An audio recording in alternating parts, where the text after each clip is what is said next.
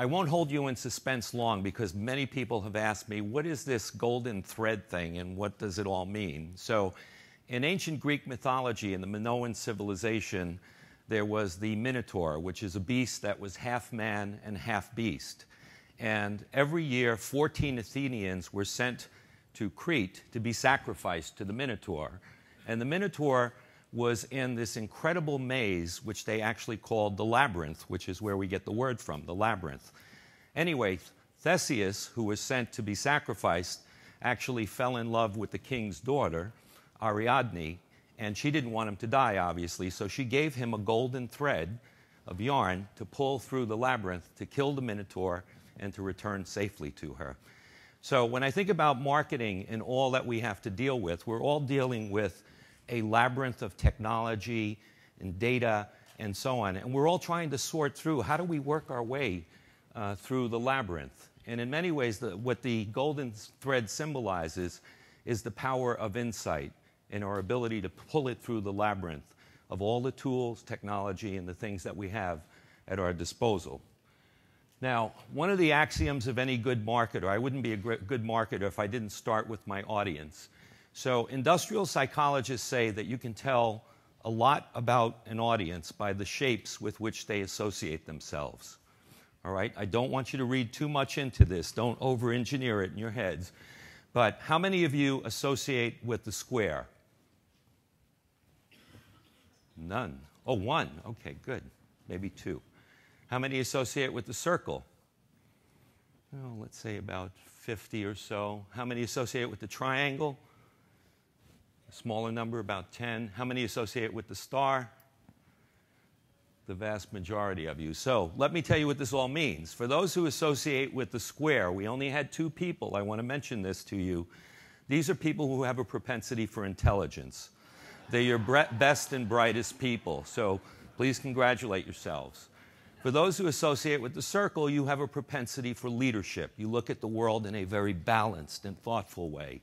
You make wonderful leaders. Those who associate with the triangle, please raise your hands. These are people who have extreme aggressive tendencies. They want to control everything. And then finally, for the stars, these are people who have a propensity for sex, booze, and gambling. So I'm delighted that the majority of you were stars because that means this is going to be a great conference. So now that I know a little bit about you, let me talk a little bit about what we're here to talk about today.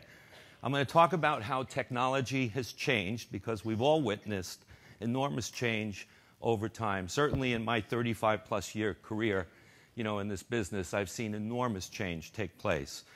We'll talk about that phrase, big data. What does it mean? What is the promise of big data?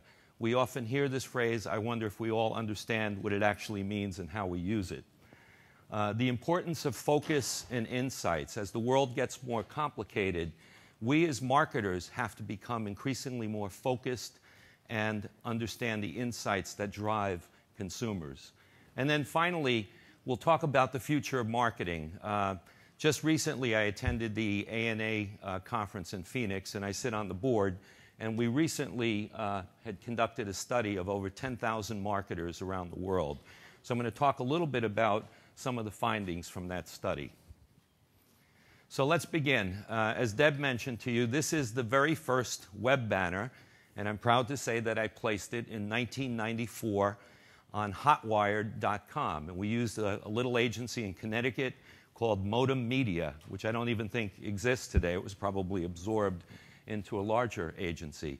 But think about that time period back 20 years ago. We didn't have high-speed internet access. We didn't have light wave technology and Fios and so on. And so this banner took forever to load. It was like watching paint dry. It was quite boring, in fact. But we did this as part of a larger campaign to demonstrate the innovation and technology coming out of Bell Laboratories, AT&T Bell Laboratories. So as part of the You Will campaign, which was designed to showcase all of our innovations, what I did was I sat with 15 scientists in Bell Laboratories, and I asked them to envision what the future might look like. And as you look at these, I'm going to show you 3 TV spots. And as you look at these 3 TV spots, keep in mind that none of these technologies were commercially available in the marketplace back in 1994, right? So this is just stuff that we envisioned and how it might be used 3 to 5 to 10 years out. So I'm going to play these spots. They're not, we didn't even have digital technology, so these are taken off of film, believe it or not. Have you ever borrowed a book from thousands of miles away, across the country, Gesture ahead. Take next. without stopping for directions, Route 101. or sent someone a fax? From the beach, you will. And the company that'll bring it to you, AT&T. Have you ever paid a toll without slowing down? Bought concert tickets from a cash machine? Yeah, perfect. Or tucked your baby in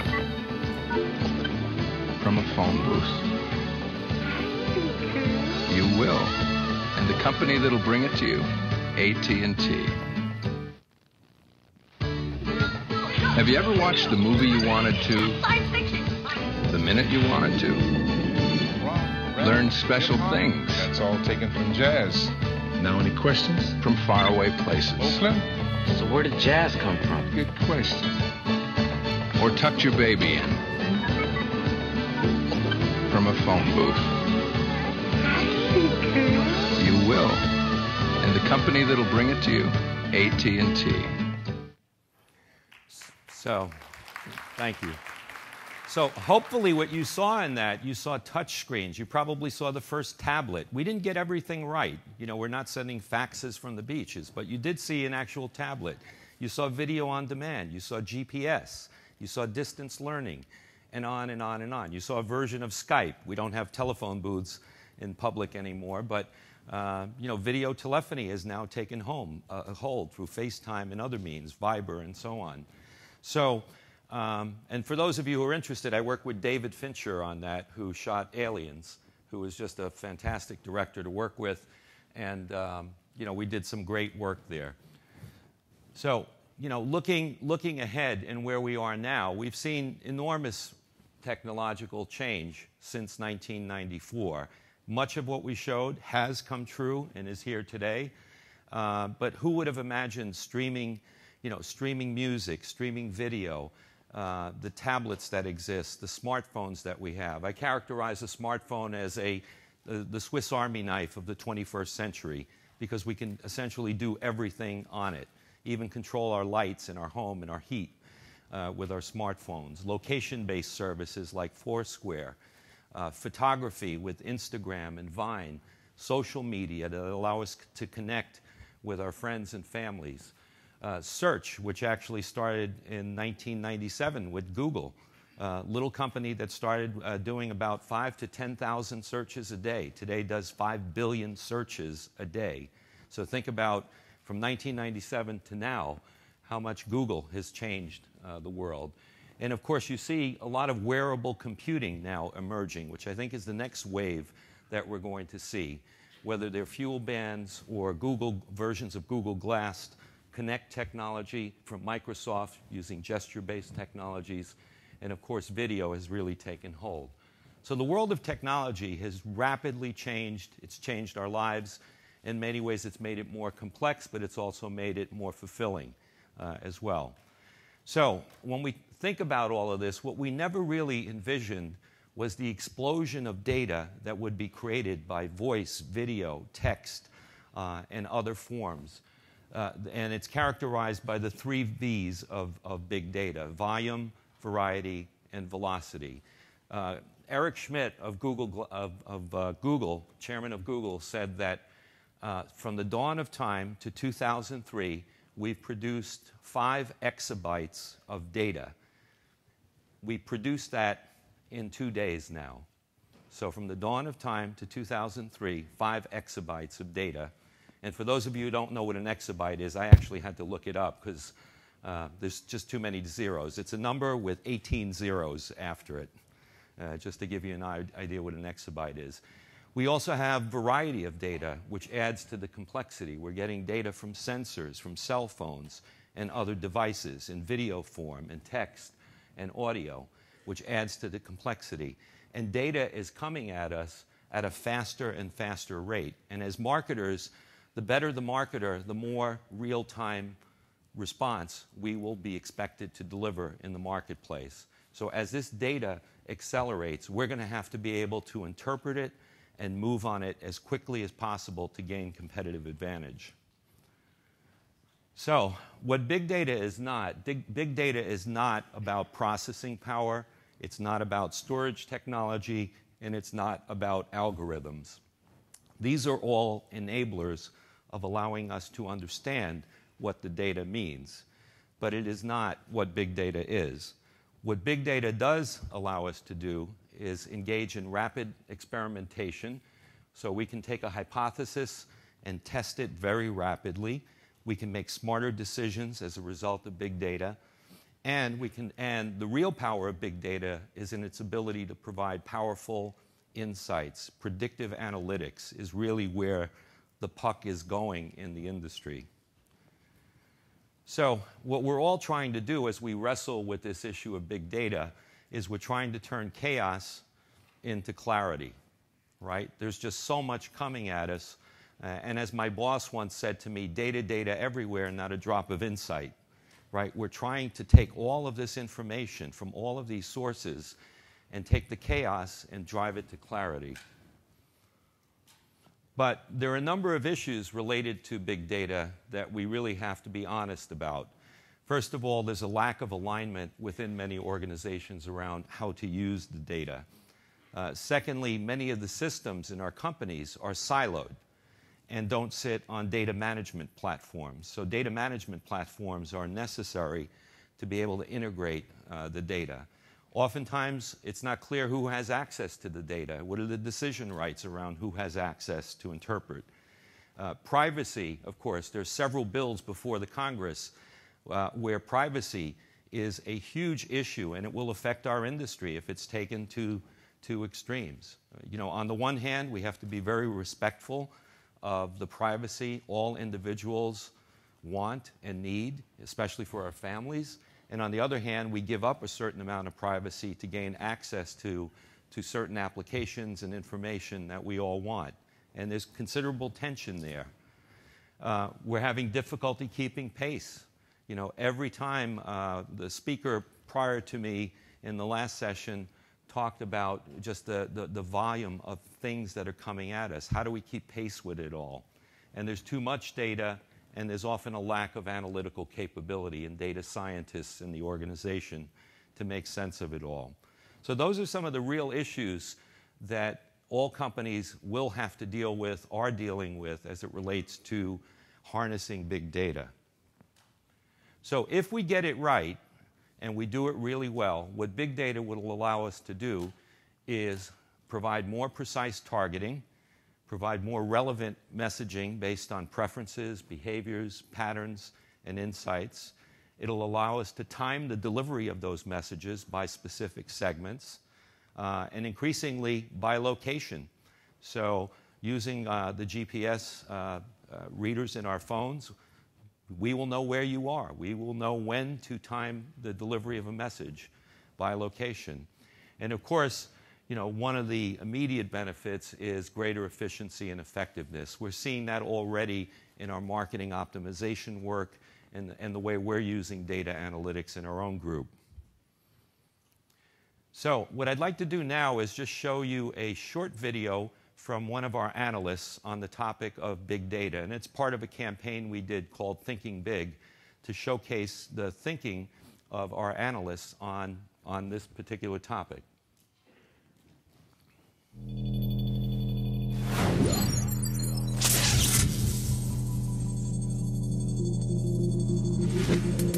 Last year, the world created 1.8 trillion gigabytes of data. That's like a stack of DVDs that goes to the moon and back. Thanks to smartphones, GPS, credit cards, social networks, and electronic sensors in everything from your car to your refrigerator, the data supply is growing 40 times faster than the planet's population. Most of it is unstructured, disconnected, and constantly changing. And it's only with recent advances in data technology that we've been able to mine the true potential once hidden within. To businesses, governments, and other institutions around the world, data is becoming as important as raw materials or fossil fuels. The ability to access it, store it, and unlock its value will determine winners and losers in virtually every industry. Whether it's a utility running more efficiently with smart meters, an online retailer using customer profiles to optimize prices on the fly, or a healthcare provider monitoring social media to respond to a disease outbreak sooner. Companies who use analytics for a competitive edge are more than twice as likely to outperform their peers. Turning mountains of data into useful insights lets them respond to markets faster, experiment more, and boost productivity and profitability. Behind it all, hardware, software, networking, semiconductor, and technology service providers are jockeying for a bigger slice of a $4 trillion pie. Well-known giants see new growth opportunities, while entrepreneurs tap virtually limitless online computing power to change the game. Open source tools are challenging and expanding entire business models. Data analysis is changing from an exercise in hindsight to a predictive real-time science. As the pioneers address inevitable questions about privacy and security, there will be enormous investing opportunities as we march towards a future where we are all more connected, more informed, and more empowered. Think about it. We do. We do. We do.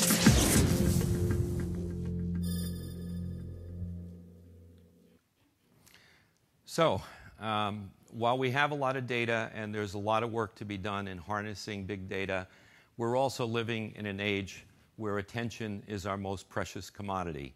And I'm sure we're all dealing with this. I get 200 to 300 emails a day, between work emails, personal emails, Facebook, Twitter, et cetera. There's just a proliferation of messaging coming at us constantly.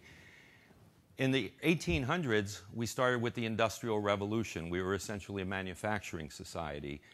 We moved into the 70s, and then we moved into what was called the Information Age. And I've coined this term the attention deficit age, because I think that's where we're at right now. So we're in a highly participatory period in our history, but it's also creating a lot of problems in terms of attention spans. The New York Times, the Wall Street Journal, Scientific American have all reported on this, that as we consume more data, our ability to maintain our attention becomes more and more difficult, even though we're accustomed to multitasking. And maybe just to illustrate this, I love this visual. This is a visual of what gets pushed out in the average 60-second period. So just look at the volume of stuff that's being pushed out into the marketplace. Now, thankfully, all of that is not hitting our own personal inboxes, but I think as a subset of what we see in the market, that's what's going on right now. So this brings me to the point on human behavior.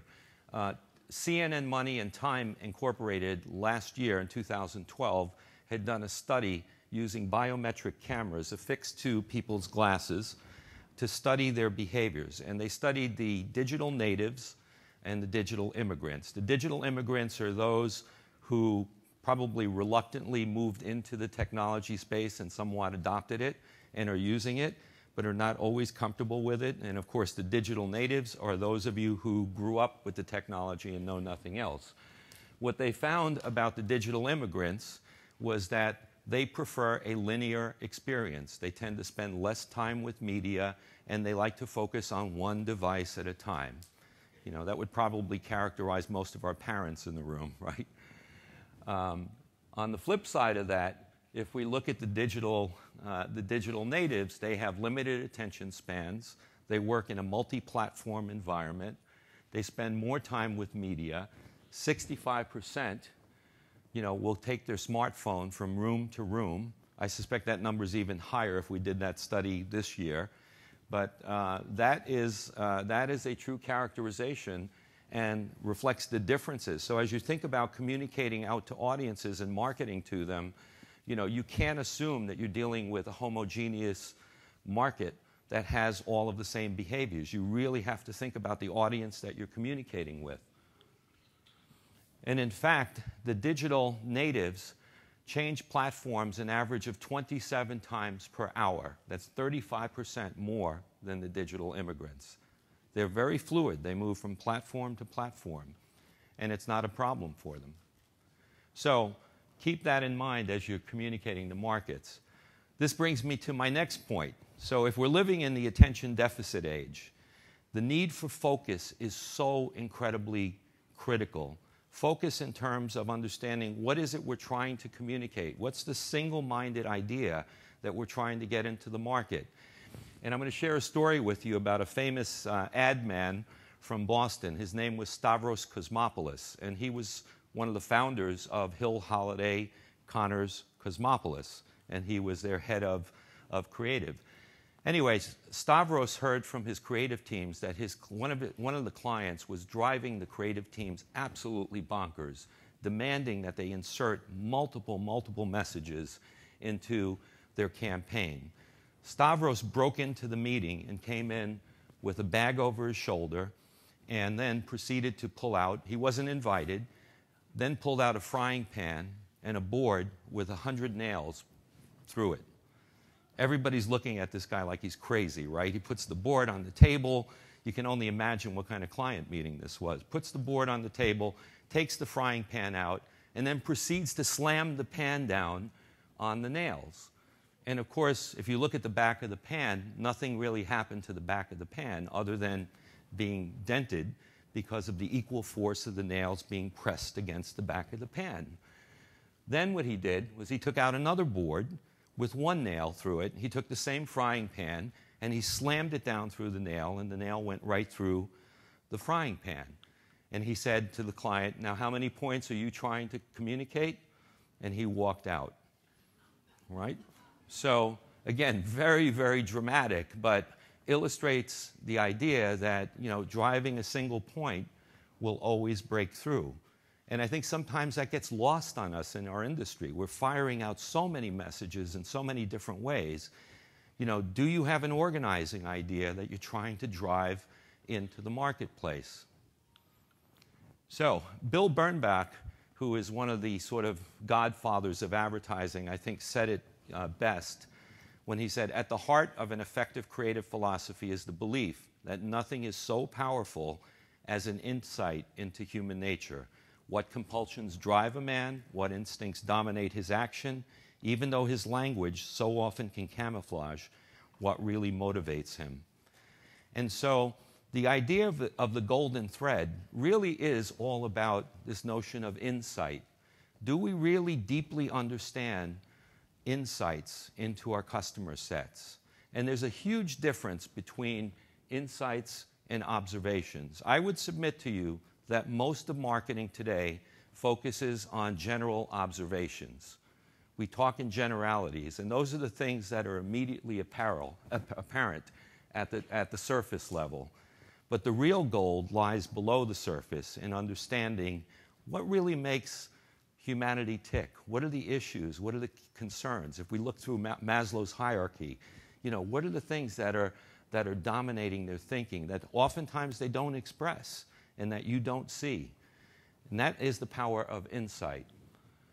And so as data intelligence across our companies grows and analytics become table stakes, and they will become table stakes at some point. They're not table stakes now. Everybody is trying to adopt big data and gain competitive advantage. But there will come a period of time, 10 years out, 15 years out, where most companies have very, very sophisticated data analytics capabilities. What will distinguish your company is whether you have a unique understanding of the human condition and how you market to that unique understanding. That's what will create differentiation for you. So, when we think about brands and how they're created, right, we can create brands through visual stimuli, which can often be very powerful. The emotional connection, when we get it right, is perhaps the most powerful way to connect with human beings, when we get that right. And then, of course, many companies are off to the far right. We're often very rationally driven. We want to talk about features and facts as opposed to deep insights. And even on the visual side, we often say we're not affected by visual. Let me show you a couple of quick examples to illustrate this point. Toys R Us conveys its childlike quality through these very playful letter forms that you see here, playful, colorful letter forms. The New York Times conveys its stature using a Gothic typeface, which conveys stature and authority. So you may say, Jim, that's not a big observation. But let's flip that around, right? Now, how many of you would want to buy your toys from Toys R Us if it looked like this? Or how many of you would take seriously the content of the New York Times? So just a simple switch of visual stimuli can completely change your impression of how you think about a brand, right? And so you do have to think visually and emotionally and rationally, which I think all of us are pretty good at doing. So what I'd like to do now is I'm going to show you a series of videos because I really want to drive the point home on insight. And I'm going to show you 3 to 4 videos now from companies that I hold in very, very high esteem because I think they completely understand the power of insight and have gotten it right. So if we look at Nike, Nike's insight is that all of us want to realize our own defining moments of achievement, right? We all want to push our limits, whether we're fat, skinny, weak, etc. But we all have a belief that we can achieve, that we can be better. And Nike taps into that insight very specifically. Their positioning that they've built around that notion is that Nike enables and inspires you to achieve your own moments of greatness. So you will hear people at Nike say, if you have a body, you can be an athlete, right? If you have a body, you can be an athlete. Doesn't matter what condition that body is in, but you have the potential to be an athlete and find your moments of greatness. So I'm going to show you a spot that ran not on television, but ran online during the London Olympics. And I think it's one of the best illustrations of taking that insight into a video stimuli.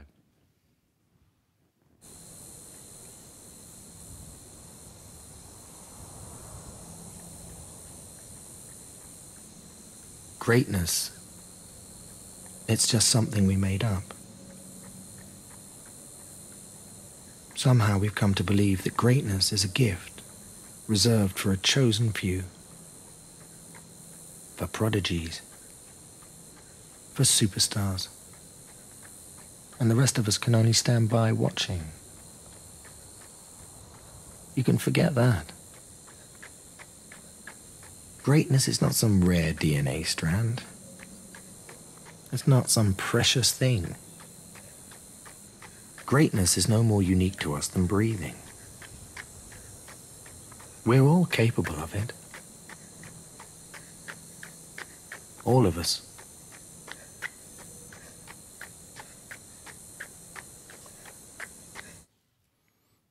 So you see, that young man believes he can achieve anything that Michael Jordan has achieved in his lifetime. So the notion of really tapping into that deep insight into the human condition and driving it through everything you do. It's not just a single rocket flare where you fire up a video and then it comes down. It's how do you take that insight and ensure you've pulled it through everything you do in your company. Another great example, we'll take it into a product area, Dove, which I hope many of you have seen, but I think it's, again, another wonderful illustration. The insight here that Unilever uncovered is that marketing to women has essentially created an unrealistic and distorted view of beauty, creating anxiety and a lack of self-esteem. And as a father of 2 daughters and now a grandfather as well of a little girl, you know, I take this to heart. And I think our industry, to some extent, has driven this through the images and the things that we celebrate externally. And what Unilever has done with Dove is masterful because they've tapped into that insight and they've essentially positioned themselves as the company that believes that all women should have the confidence to be comfortable with themselves, that we should all take pride in our own natural beauty, whether we're black, Asian, skinny, tall, fat. We should all take comfort in who we are. And that's a very empowering message that comes out through the Dove campaign and is driven consistently through all of their work. I'm going to show you a video now, which I hope many of you have seen, but I know others have not, so I'm going to play this, and I think this is, again, a wonderful example of tapping into that insight. I'm a forensic artist, worked for the San Jose Police Department from 1995 to 2011. I showed up to a place I'd never been, and there was a guy with a drafting board. We couldn't see them, they couldn't see us. Tell me about your hair. I didn't know what he was doing, but then I could tell after several questions that he was drawing me. Tell me about your chin. It kind of protrudes a little bit, especially when I smile. Your jaw. My mom told me I had a big jaw. What would be your most prominent feature? I kind of have a fat, rounder face. The older I've gotten, the more freckles I've gotten. I would say I have a pretty big forehead. Once I get a sketch, I say thank you very much, and then they leave. I don't see them. All I had been told before the sketch was to get friendly with this other woman, Chloe. Today I'm going to ask you some questions about a person you met earlier, and I'm going to ask you some general questions about their face. She was thin, so you could see her cheekbones. And her chin, it was a nice, thin chin. She had nice eyes. They lit up when she spoke. Cute nose. She had blue eyes, very nice blue eyes. So here we are. This is the sketch that you helped me create, and that's a sketch that somebody described of you. So yeah, that's...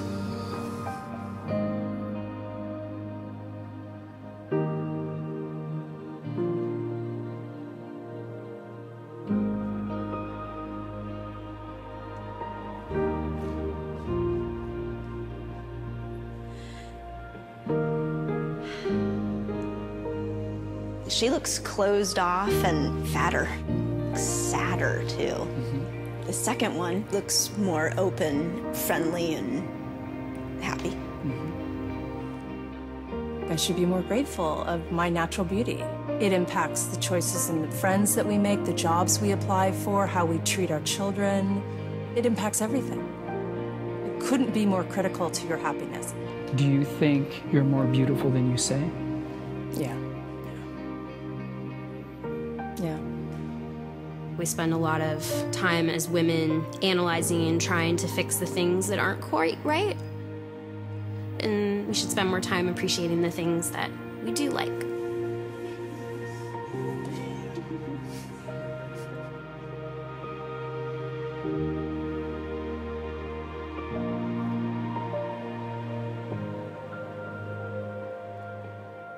So again, another very powerful example of tapping into an insight that taps into the human condition in ways that are very, very deep and profound. Another example, I'm going to hit you with several examples because I really want to drive this point about the power of insight, because I think that is what our industry should be focused on. Coca-Cola, another great brand, one of the most valuable brands in the world, has been a long-time amazing marketer in the marketplace. Their insight, if you will, is that happiness is a global aspirational value that comes from the power of human connection, that what unites us is often far stronger than what divides us. And so Coke definitely equals refreshment, but that's a general category benefit. But this notion of elevating to a higher purpose, and you probably heard other speakers or will hear other speakers talk about the power of purpose. This notion of purpose, of driving, being the enabler of happiness, which essentially is their positioning. Coke is the enabler of optimism, positivity, and happiness, creating a world in which people can share a Coke and a smile anywhere, anytime. Right? That is what Coke is all about. And I'll show you a video now that they've run that takes two countries that have literally been mortal enemies, Pakistan and India, and oftentimes they don't even know why they're mortal enemies. But through Coke has united these two countries through their small world vending machines. Let's take a look at that one. The relationship between India and Pakistan is one that has seen a lot of lows. It's stressful, it's tense. It seems it's not improving and it's getting worse. It's only been 60 years that we have been apart. Before that, we were living harmoniously together. I think all the strife would go away if you took away the barbars in the middle of the two countries. It saddens me that we have this neighbor that we can't even go visit. They have this perception which they've ingrained in the head that that's the bad guy. But when they actually meet them, they realize, you know what, he's just like me. Mainly because there's no communication. They're near us, but we have no access to them. And it's sad, because together I think we would do wonders.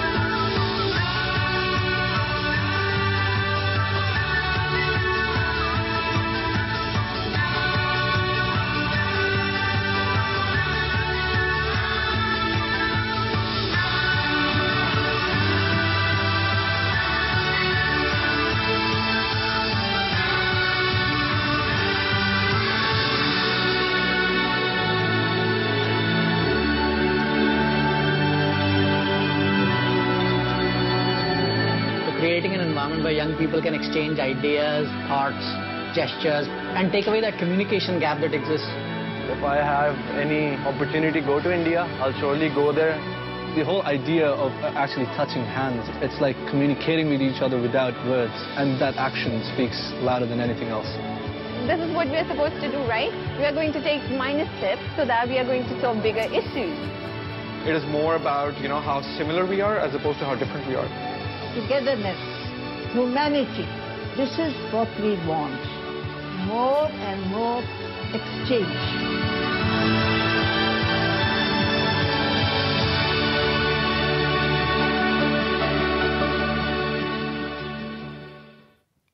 How many of you knew Coke could actually do that for the world, right? I mean, that is a very uplifting message that has less to do with what's inside the can and more about what's outside the can and what they've done with their image and their positioning. Fabulous message. Joe Tripodi probably said it best. Joe is an old friend of mine and recently said, "Don't seek to be the best in the world, do the best for the world." And I think that is what powers Coca-Cola's belief, that tapping into this shared value of happiness and bringing the world together is a higher purpose that Coke serves. As for Fidelity, our purpose, our higher purpose, if you will, is to give people avenues to create a better life for themselves and their families.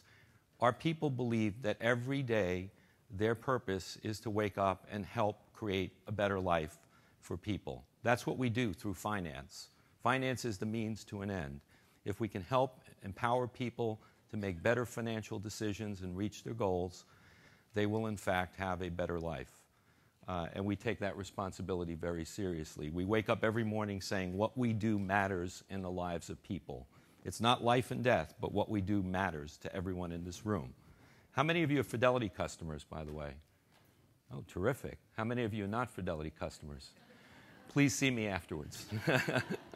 So I'm going to show you one video that we did that I think expresses this sort of higher notion of purpose, that money being a means to an end, a means to achieving fulfillment in life, to pursue our passions. So let's run this video now.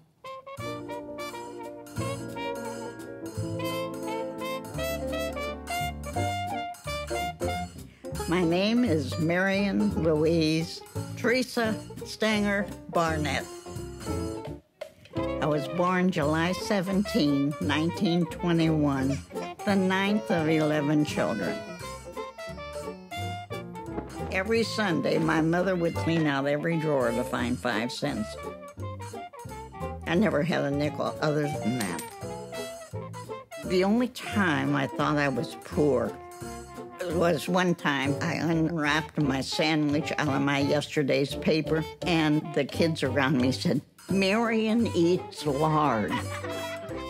Then when I got out of high school and business college, I joined the service on January 13, 1943. A couple of months later, I married the man of my dreams, Fred Barnett, in San Francisco in Chinatown. When Freddie and I got married, we decided never to live beyond our income, his income. Mine I put in the bank.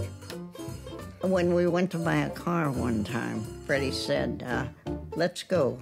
I said, "I don't want a new car." I said, "I don't want to spend the money." He said, "Let's go." So we went down to see Jimmy at this car place, and we looked at it, and he liked it, and I liked it. And he said, "Okay, Jim, we'll take it." Jimmy said, "Well, how are you going to pay for it?" And I said, "Give me the bottom line." And he did, and I reached in my pocketbook and got out my checkbook and wrote him a check. Freddie said, "What are you doing?" And I said, "I'm paying for the car." He said, "I didn't know we had that much money in the bank." And I said, "Well, if you had asked me, I'd told you." But you have to learn how to take care of your money. Just now, I've got my jardinier by the door. I bet I've got $500 and change in that. My mother would have been proud of me. I've saved for 2 years to sky jump. Jumping out of the airplane was something I wanted to do. And Freddie wouldn't go with me. I said, "Come on, Freddie, let's go do it." He said, "I don't want to." And I said, "Coward." And my kids wouldn't do it. My daughter said she did it in Cleveland, but I have a big doubt about that. And then when Tiffany called, says, "Grandma, I'm going to be 30 next year. Would you jump out of an airplane with me?" And I said, "Sure. Let's go now."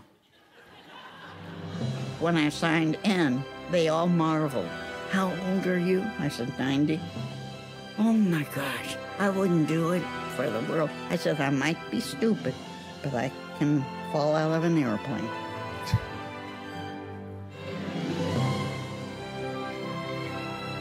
And the most apprehension I had was sitting on the plane, waiting to get altitude. But once we got there and he said, "We're gonna go out at 3. I said, "You better push." He did. 3 and off we went. It isn't scary, just floating through the clouds.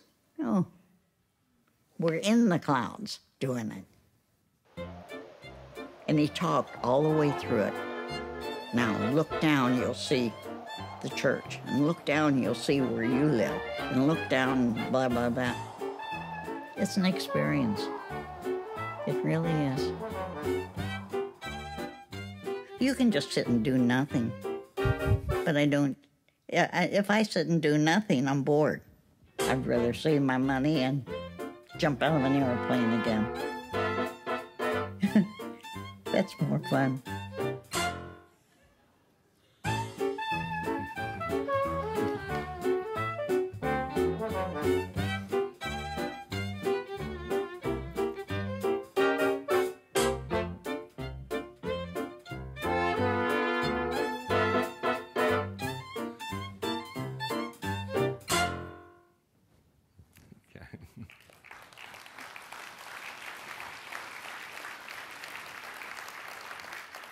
So in essence, that's what we do at Fidelity. We help people save for the great stories of their lives, right? Whether it's buying that first home, saving for college, preparing for retirement.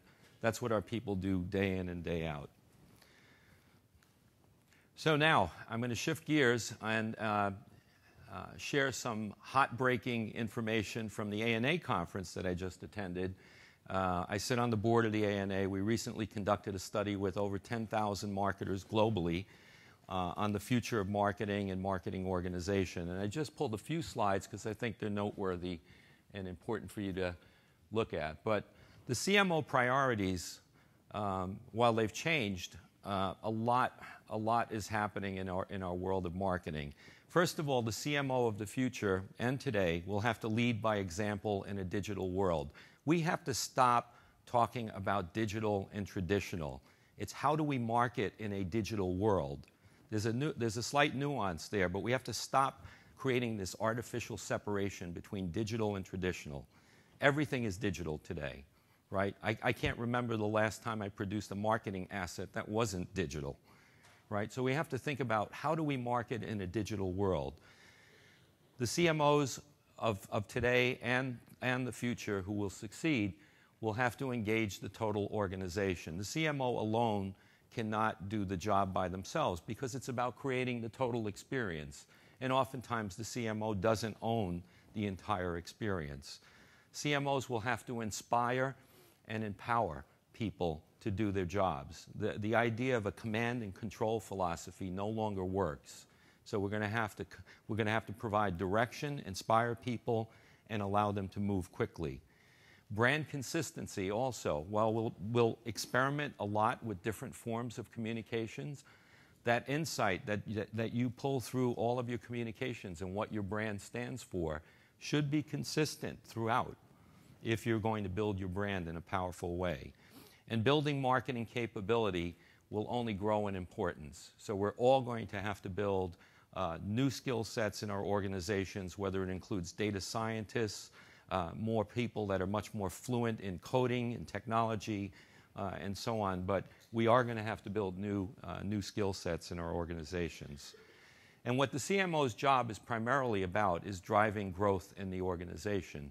And because of that, what the study showed is that the CMO's influence in the boardroom is also growing. So from 2006 to 2013, marketing is working much more closely with the CEO on business strategy because marketing is a driver of growth. It's a core lever of driving growth. And also increasingly the CMO is involved in more of the large growth-oriented investment decisions. Also some good news for the CMO community. You probably have heard that the average tenure, I forget who published the original study, was about 18 months. For a CMO, it's now grown to 45 months. Still not a tremendous amount of time, but as you can see, as the influence of the CMO grows in importance in the organization, their tenure is also growing. The power of brand purpose, I talked about this earlier. Companies that are purpose-driven have more engaged employees. They feel much more proud. Their customers can associate with the organization at a higher level, and those companies overperform those that don't have a strong brand purpose. And as I mentioned earlier, the CMO can't do it alone. They're going to have to forge strong internal partnerships. And what you find is that in those companies where the CMO has a strong partnership with IT, HR, finance, and other parts of the organization, they outperform those that do not. And that the roles within marketing will shift. We'll have to become more thinkers, feelers, and doers. And we will have to grow increasingly fluent in data analytics, community engagement, real-time content creation, all coordinated by an overall purpose that drives the business. So as I think about the role of the CMO in the organization, the CMO will have to be the chief orchestrator of a lot of different pieces. You may not control it all, but you have to know how to bring it all together. And so I'll conclude with one final slide. This is my new baby granddaughter. Her name is Clara.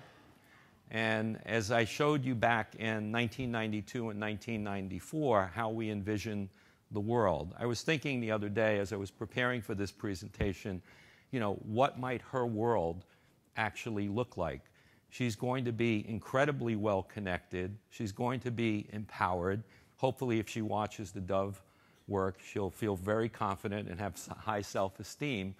And I think the other thing that will occur as we look out into the future is that technology will become frictionless in our lives. So the notion of not having to pull out your cell phone to look at it, but to simply think about it, to see it in your Google Glass or whatever Google Glass evolves to, but frictionless technology where we don't have to think about interacting with the technology, where it's there all the time. It may be embedded under our skin at some point. So I think she's going to see an incredibly energizing world that's quite different than the one we live in today. I hope it's a better world. I hope it's a more peaceful world as well. And I think as marketers, we're going to have to think long and hard about how we engage these children in the future, because it will be different. So I want to thank you all for the opportunity to address you today. I hope you took away the idea of the power of insight and how critical it is to driving marketing effectiveness. And I see we have 5 minutes. I'm happy to take a few questions. Yes, ma'am.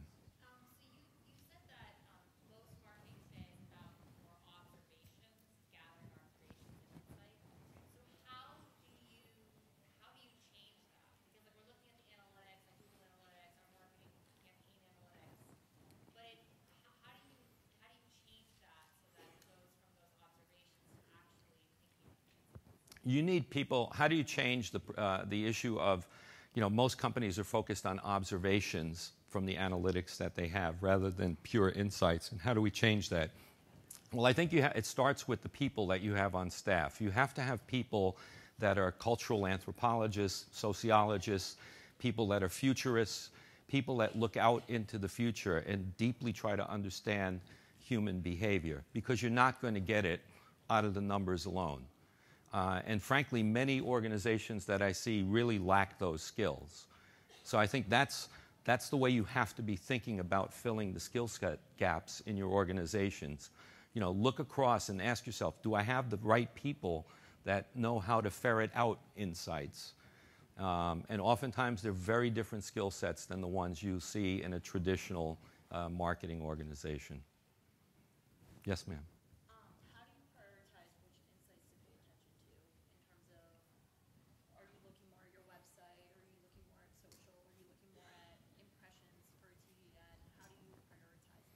How do you prioritize the insights? I think you have to start with, you can look at some of the behavioral pieces from the data that you're pulling in, whether it's social media and so on, and you can glean some insights. But I think you have to pull back and do some primary research, you know, with your audiences and understand ethnographic research. Go into their homes and see how they actually use your products and services. You'll get some of that out of looking at pieces of the communication streams, but I think you have to back up and do much more deep market research, you know, with your audiences. Yes.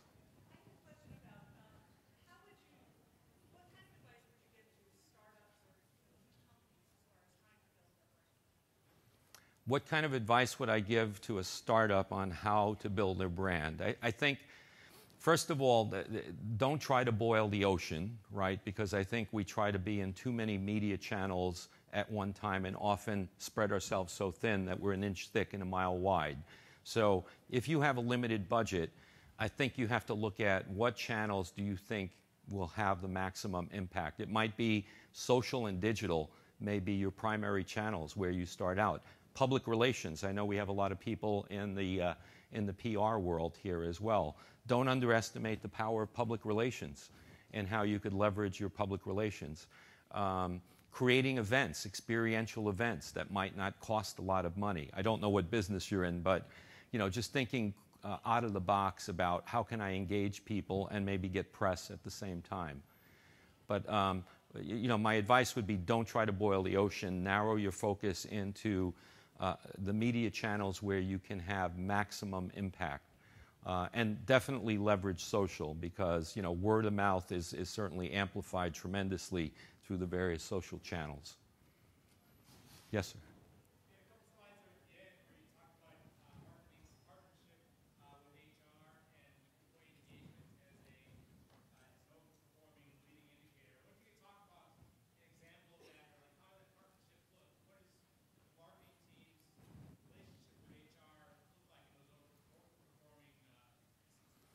Well, in those organizations where there are strong partnerships, the marketing team thinks of HR, finance, and others as part of the organization. They're not viewed as separate silos. They're looked at as enablers of getting your message to market and advocating for marketing.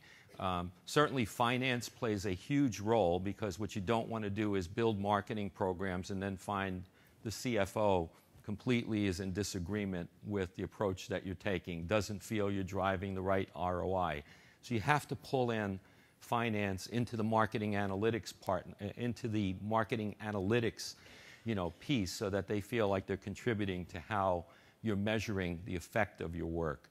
With respect to HR, I think if we're going to fill the talent gaps that we talked about, we've got to partner with HR closely so that we're seeing the right kind of people. So it's not just about measuring performance twice a year, which is typically what we often do, but how do we think differently about building the right skill sets and capabilities in the organization? So in those organizations that are high performing, they really work, you know, as an integrated unit. Even though they have separate functional responsibilities, they really think of themselves as a team. So, one more question.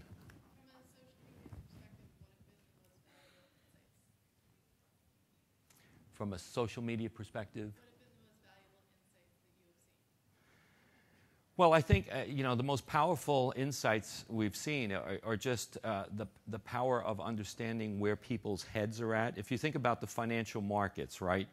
You know, whether it's the debt ceiling or some other financial crisis that we're dealing with, you know, today, it immediately shows up in the social channels. Those insights allow us to calibrate the kind of thought leadership and points of view that we put into the market. It's real time. You know, that, for me, the power of social is it's real time. You know, it doesn't change our brand purpose, you know, of trying to help people live better and more fulfilling lives.